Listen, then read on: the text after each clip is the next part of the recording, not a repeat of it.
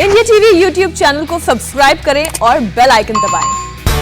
यह खबर देखकर आप हैरान रह जाएंगे, सोच में पड़ जाएंगे कि कैसे इंसानियत के दुश्मन इस मुश्किल वक्त में, कोरोना के दौर में लोगों की मजबूरी का फायदा उठाकर उन्हें लूट रहे हैं। इन लोगों में ऑनलाइन फ्रॉड करने वालों की तादाद सबसे ज्यादा है। दिल्ली पुलिस ने एक ऑनलाइन ठगी की एक रिपोर्ट कार्ड जारी किया है, जिसमें साइबर फ्रॉड का पूरा डेटा मौजूद है।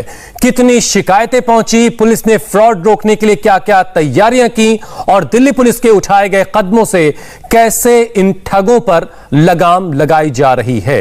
अकेले दिल्ली में ऐसे कई केस सामने आए जिनमें कोरोना पेशेंट्स के परिवार वाले ऑनलाइन ठगी के शिकार हुए।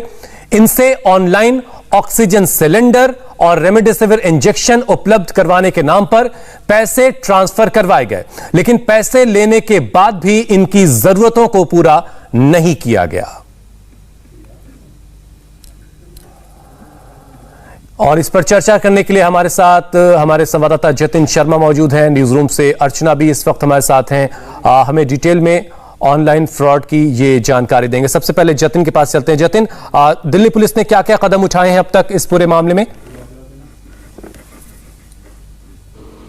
जी देखिए, दिल्ली पुलिस की साइबर सेल, क्योंकि कोरोना की जब पिछले साल फर्स्ट वेव थी उस दौरान भी इस तरीके से देखा गया कि ऑनलाइन फ्रॉड के मामले लगातार सामने आ रहे थे, लेकिन इस बार जैसे ही सेकंड पीक आया उसके बाद से ही साइबर सेल की तमाम जो यूनिट है वो एक साथ एक ही प्लेटफॉर्म पर काम करने लगी और तकरीबन आप हैरान रहेंगे कि 400 से भी ज्यादा FIR इसमें दर्ज की गई है। ये सभी FIR 1 मई से, यानी कि आज 12 तारीख है, कल ये पूरी जो रिपोर्ट कार्ड है वो दिया गया, यानी कि 11 दिन के अंदर ये 400 FIR दर्ज की गई है। लेकिन इन FIR में 90 लोगों को गिरफ्तार किया गया। लेकिन पूरा मॉडल्स को अगर हम समझने की कोशिश करेंगे कि एक सिम खरीदी जाती थी, वो एक अलग स्टेट से खरीदी जाती थी, उस सिम को ऑपरेट एक दूसरी स्टेट से किया जाता था और फ्रॉड के लिए जो लोगों को टारगेट किया जाता था वो तीसरी स्टेट में किया जाता था।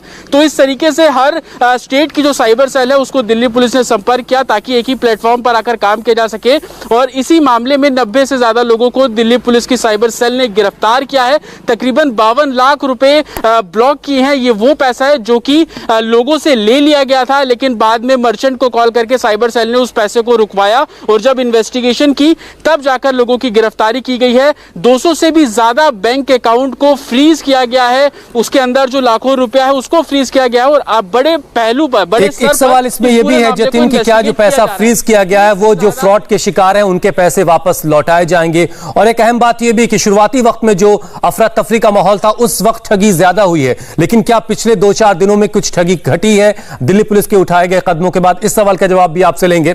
कोरोना की सेकेंड वेव के कहर का असर यह हुआ कि कोरोना मरीजों के लिए ऑक्सीजन की डिमांड काफी बढ़ गई, रेमडेसिविर इंजेक्शन की मांग बढ़ी और इसी की वजह से कोविड संबंधित साइबर फ्रॉड बढ़ा है। कोविड से जुड़ा हुआ जो तमाम साइबर फ्रॉड है, ठगी है, ऑनलाइन ठगी है, उसके केसेस में इजाफा हुआ। ऑनलाइन फ्रॉड का ग्राफ बढ़ा और जब पुलिस ने साइबर फ्रॉड को सोशल मीडिया पर मॉनिटर किया तो फौरन पुलिस एक्शन में आ गई। कोविड फ्रॉड की शिकायत के लिए हेल्पलाइन नंबर भी बाकायदा जारी किए गए। वो हेल्पलाइन नंबर हम आपको भी आपके स्क्रीन पर दिखाएंगे, जिससे आप उस हेल्पलाइन नंबर के जरिए आप अपनी शिकायतें साइबर सेल तक पहुंचा सकते हैं।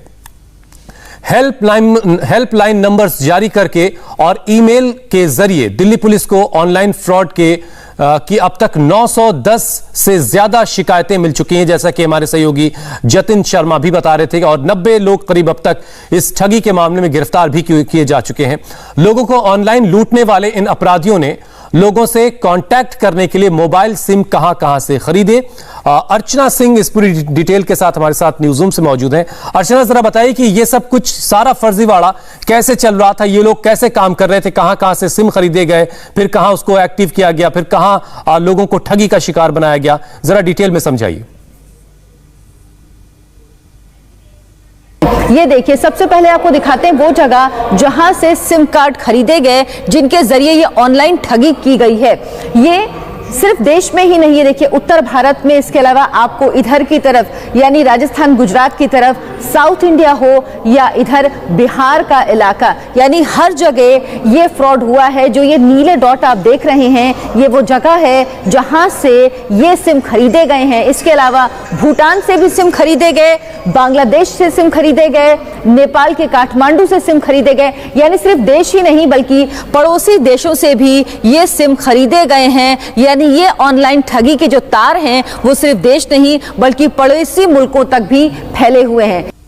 और ये बहुत हैरान करता है कि इतने मुश्किल वक्त में जब हर तरफ अफरा तफरी है, लोग बदहवास इधर से उधर ऑक्सीजन और रेमडेसिविर की तलाश में है, ऐसे वक्त में लोगों को लूटने का भी काम कर रहे हैं। लोगों की शिकायतें मिलने पर जब दिल्ली पुलिस ने अपराधियों को ट्रैक करना शुरू किया तो इनकी लोकेशन देश के हर कोने से निकलती हुई नजर आई। हर तरफ दिखा कि सिम कार्ड खरीदे गए और वहां से एक्टिव करके लोगों को ठगी का शिकार बनाया जा रहा है। एक बार फिर से हम अर्चना के पास चलते हैं। अर्चना, और क्या जानकारी है आपके पास? ये वो जगह है जहां से इन लोगों की लोकेशन ट्रेस हुई है, यानी कहां कहां पर बातचीत हुई है, क्योंकि फोन के जरिए ये लोग ऑक्सीजन या रेमडेसिविर जिसकी सबसे ज्यादा कमी है, लोग परेशान हैं, लोगों की इस परेशानी का फायदा उठाते थे और ऑनलाइन ये पैसे ट्रांजैक्शन करवा लेते थे, इनके खाते में पैसे जाते थे, लेकिन लोगों को ना वो दवाई मिलती थी ना वो ऑक्सीजन मिलता था। तो वो जगह, वो लोकेशन कहां कहां है जहां इन सिम की लोकेशन ट्रेस हुई है? वो देखिए, भूटान में भी है, बांग्लादेश है, नेपाल है, इसके अलावा भारत में, ये उत्तर भारत की जगह हो, ये पूरा यहां पर हर जगह इनका नेक्सस फैला हुआ था। इसके अलावा दक्षिण भारत के भी कुछ राज्य हैं जहां पर साइबर सेल को ये मिला है नेक्सस। इसके अलावा इधर बिहार की तरफ भी इनके नेक्सस मिले हैं। मध्य प्रदेश हो, हरियाणा हो, राजस्थान हो, बिहार हो, उत्तर प्रदेश हो, हर जगह इनका जाल फैला हुआ था। दिल्ली पुलिस ने इनकी बैंक अकाउंट लोकेशंस को भी ट्रैक किया है और ऑनलाइन फ्रॉड करने वाले अपराधियों के खिलाफ दिल्ली पुलिस ने एक्शन लेते हुए 372 एफआईआर दर्ज की हैं। 214 बैंक अकाउंट को सीज कर दिया गया है। 53,60,000 से ज्यादा रुपए ब्लॉक किए गए हैं। 861 मोबाइल नंबर ब्लॉक किए गए हैं। 168 मोबाइल नंबर कोविड स्कैम के तहत टैग भी किए गए हैं। इतना ही नहीं, दिल्ली पुलिस की 20 टीमों ने 7 राज्यों में रेड कर 91 लोगों को गिरफ्तार किया। अपराधियों के 187 नंबर्स, 300 बैंक अकाउंट्स की डिटेल राज्यों से शेयर की गई और इन्हीं डिटेल्स के आधार पर स्टेट पुलिस के साथ मिलकर साइबर ऑपरेशन को अंजाम दिया गया। दिल्ली पुलिस की मुस्तैदी का असर यह हुआ है कि कुछ लोगों के पैसे रिकवर करवाने में पुलिस कामयाब भी रही। ईस्ट पटेल नगर के गुरप्रीत सिंह के पुलिस ने 14,000 रुपए रिकवर करवाए तो सिविल लाइंस के रहने वाले महेश खनचंदानी के 16,000 रुपए वापस लौटाए गए। ऐसे ही दिल्ली के सत्य प्रकाश ने रेमडेसिविर के लिए 19,200 रुपए ऑनलाइन ट्रांसफर कर दिए थे। पुलिस ने उन्हें भी रिकवर करके पैसे वापस लौटा दिए। रणदीप सिंह के 74,480 रुपए वापस मिले दिल्ली पुलिस की वजह से। दिल्ली पुलिस ने यह भी बताया कि फ्रॉड करने वालों को आप कैसे पहचान सकते हैं। ये फ्रॉड करने वाले पैनिक क्रिएट करेंगे, एडवांस आपसे मांगेंगे, माल की कमी की बात बार बार दोहराएंगे और बार बार कॉल करेंगे। अपनी लोकेशन आपको कभी नहीं बताएंगे। हमारे सहयोगी जतिन हमारे साथ लगातार जुड़े हुए। जतिन, सिर्फ हिंदुस्तान ही नहीं, बाहर के मुल्कों से भी, जैसे बांग्लादेश, नेपाल और भूटान से भी ये ऑनलाइन फ्रॉड को करने वाले लोग ऑपरेट कर रहे थे। ये इसका मतलब कोई इंटरनेशनल जाल भी इसके पीछे हो सकता है क्या, रैकेट कोई? जी बिल्कुल, क्योंकि हर पहलू पर दिल्ली पुलिस की स्पेशल सेल इस पूरे केस को इन्वेस्टिगेट कर रही है। साथ ही गृह मंत्रालय की भी कई टीमें दिल्ली पुलिस को असिस्ट कर रही हैं ताकि विदेश से जिस तरीके से सिम्स दिल्ली पुलिस को बरामद हुई है, विदेशों की सिम, उसको किस तरीके से मॉनिटर किया जाए, उनकी लोकेशन को लेकर और वहां पे जो लोग इसको ऑपरेट कर रहे हैं उन तक किस तरीके से पहुंचा जाए, उसकी मदद भी एमएचए की कई टीमों द्वारा की जा रही है। साथ ही जो हमारे देश के दूसरे राज्य हैं, चाहे वो वेस्ट बंगाल की अगर हम बात कर ले, वेस्टर्न यूपी की बात कर ले, यहां से जो सिम्स एक्टिव हो रही थी, लगातार दिल्ली पुलिस की 20 टीमें इन इलाकों पे मौजूद हैं और सर्विलांस के आधार पर इन्हीं इलाकों में रेड की जा रही है। 90 के आसपास लोगों को इस मामले में गिरफ्तार भी किया गया है। लेकिन सबसे बड़ी राहत दिल्ली पुलिस द्वारा यह भी दी जा रही है कि जिन लोगों के पैसे इन लोगों के बैंक अकाउंट तक पहुंचे हैं, जिस गेटवे के जरिए पहुंचे हैं, जिस माध्यम से पहुंचे हैं, उसी माध्यम से उन लोगों के पैसे उन तक वापस पहुंचाया भी जा रहा है। क्योंकि पैंडेमिक का दौर है, लॉकडाउन लगा हुआ है, लोग अफरा तफरी भी कर रहे हैं इक्विपमेंट्स को लेकर। क्योंकि दिल्ली पुलिस के पास जो लगातार कंप्लेंट्स आ रही थी वो ऑक्सीजन सिलेंडर को लेकर भी थी। सिलेंडर के अंदर कैसे ऑक्सीजन भरवाना है उसको लेकर भी थी। यहाँ तक कि घर में टेम्परेरी आईसीयू को पूरा सेटअप करने के नाम पर भी लाखों रुपए लोगों से वसूले गए और ये सभी पेमेंट ऑनलाइन मंगवाई गई, अलग अलग गेटवे के जरिए मंगाई गई है।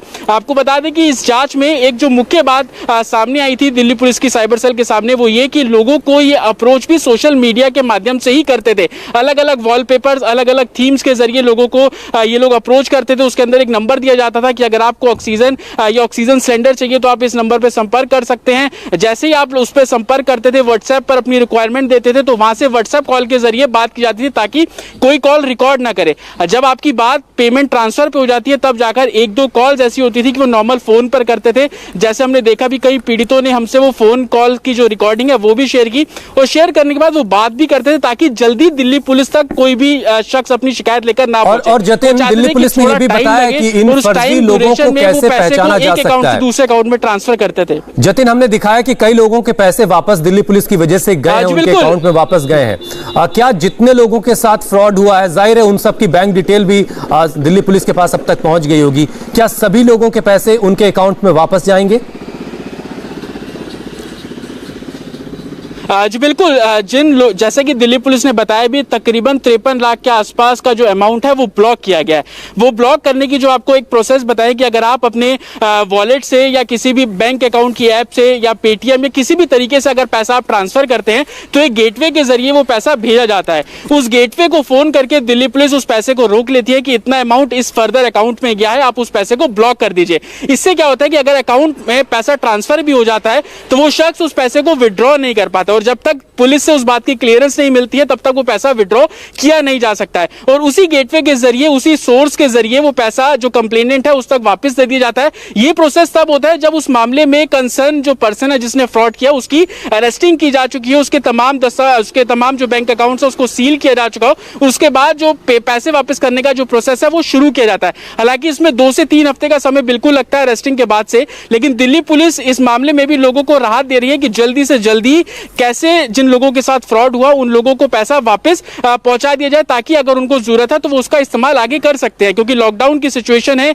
लोग अपने घर पे हैं तो उनके पास पैसा, उनका जो खोया हुआ पैसा वो कैसे जल्दी पहुंचे। साथ ही दिल्ली पुलिस लोगों को ये एडवाइस भी कर रही है कि अगर आप ऑक्सीजन या किसी भी मेडिकल इक्विपमेंट के लिए लोगों को अप्रोच करते हैं, चलिए ये राहत की बात है जतिन कि दिल्ली पुलिस जब से एक्शन में आई है लोगों के जो ठगी के पैसे हैं वो भी उनको वापस मिल रहे हैं और जिन लोगों के पैसे भी वापस नहीं हुए उम्मीद ये की जानी चाहिए कि उनके पैसे भी वापस जाएंगे। और जब से दिल्ली पुलिस एक्शन में है उसके बाद ऑनलाइन की ठगी के मामलों में थोड़ी कमी भी आ रही है, ये भी बहुत अच्छी बात है।